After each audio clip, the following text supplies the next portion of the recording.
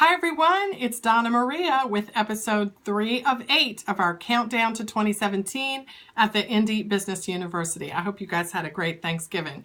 So listen, this week, it's all about first you have to decide, right? Entrepreneurship is a barrage, a constant barrage of decisions, and you have to learn how to make them quickly, and you have to become very adept at it. So you might as well start now, no matter where you are in your business. If you're not used to making decisions quickly, you've got to train yourself to do this. And this is not always easy, kind of depending on what your personality type is. Some people can be perfectionists, and it's really hard for them to make decisions because they're afraid they'll make the wrong decision, so they don't do anything. You kind of got to get out of that.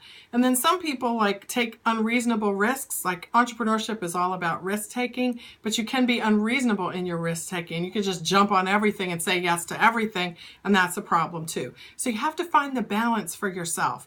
And when you do that, you will find that your business will flow much more freely. You will be unburdened of the indecisiveness that can really, really kill a business. So I made a little chart here to kind of help you really, really go through a process to make decisions.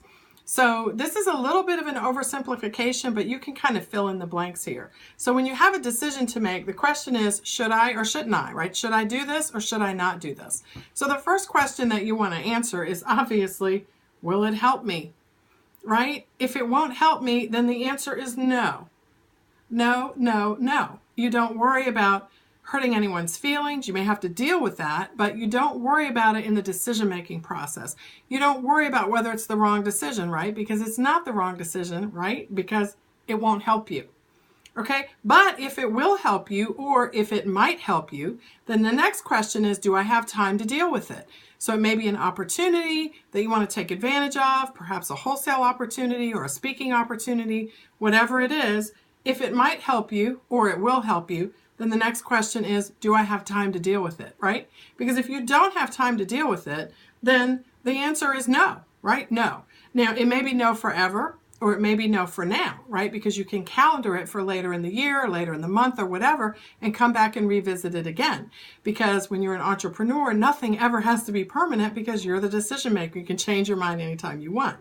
But if the answer is that, to this question is that yes, it will help you, right? And you do have time for it, then you should just do it. You should just make the decision to do it. Because again, guess what? It's not permanent. If it turns out to be something that's not worth your time, something that does not help you in any way, then you can always stop doing it. Okay, now sometimes if you sign a contract and stuff, you can't change your mind. And so that is something that you need to think about.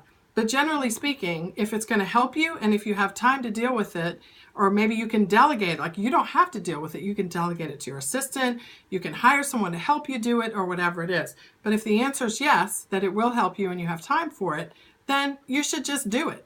Okay, now again, I said this was a little bit of an oversimplification, but this will help some people kind of get out of the loop, like the indecisive loop. Ask yourself these questions. Now, one thing I want to make sure that I make really, really clear is that all of this goes back to you knowing what you want to accomplish. What is it that you're trying to do? If you don't know that, then this chart will not help you, okay? So that's why it's so important when you're an entrepreneur to start with what you want. What exactly are you trying to achieve? Do you want to have a business that's part-time? Do you want to have a business that's full-time? Are you going to keep your full-time job? Are you going to transition out of your full-time job? Are you going to leave your full-time job altogether in the near future? Are you going to get married? Are you going to have children? Where are you going to live? Do you want your business to be something you can work at home?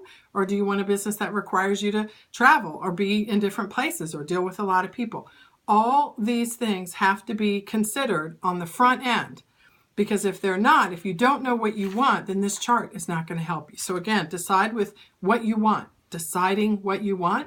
And then when opportunities come along, use a chart sort of like the one that I showed to help you decide whether you want to take advantage of them or not. So your action of the week this week is to look at the opportunities that you have in your life right now and use this chart, or tweak it a little bit for your own purposes to make some specific decisions about whether you're going to follow through on those opportunities in 2017 or whether you're going to let them go or calendar them for later. That's your action of the week. What sorts of opportunities do you have coming up? What decisions do you need to make? I'd love to hear from you in the comments below. Have a great week, everyone. Bye-bye.